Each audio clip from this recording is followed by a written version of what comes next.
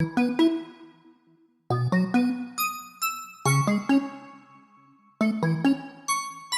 and accumulated past profits or losses.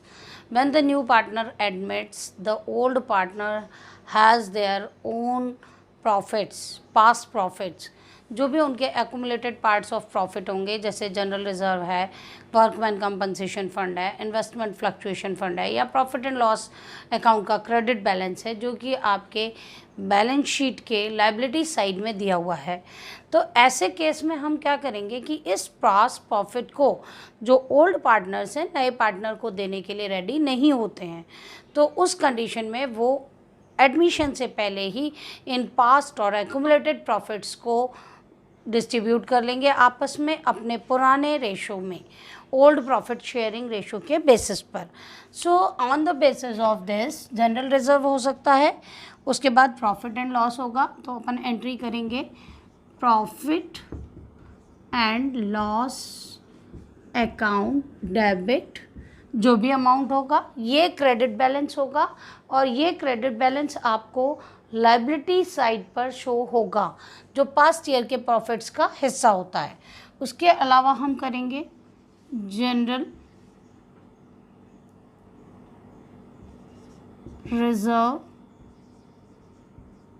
Account debit, अगर general reserve दिया हुआ है, workman compensation reserve account debit.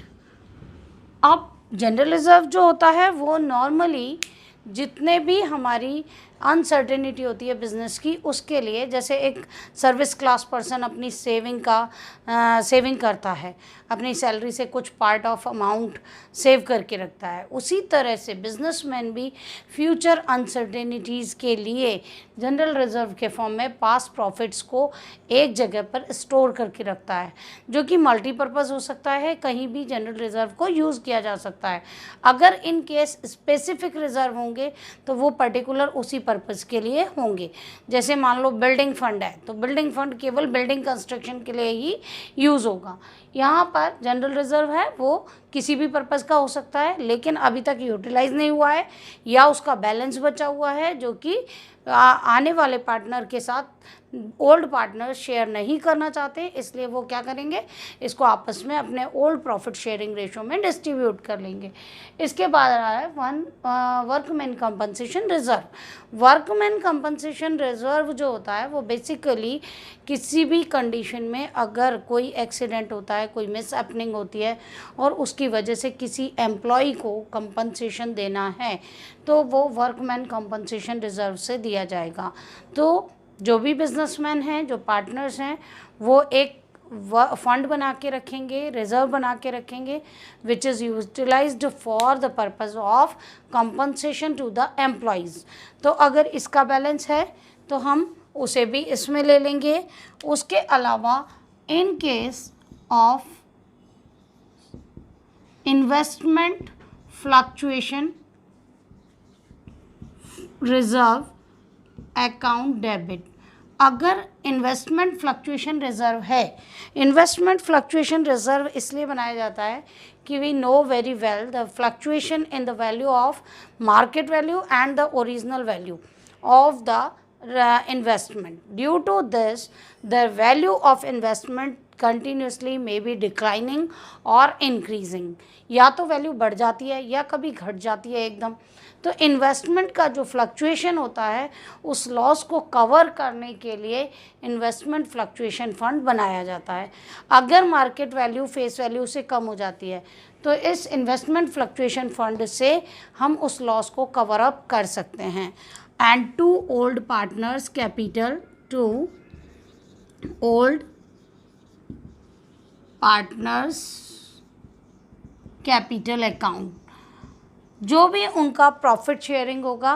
अब इसमें आप ओल्ड पार्टनर्स केवल नहीं लिखेंगे, X capital account, Y's capital account, जेड्स कैपिटल अकाउंट।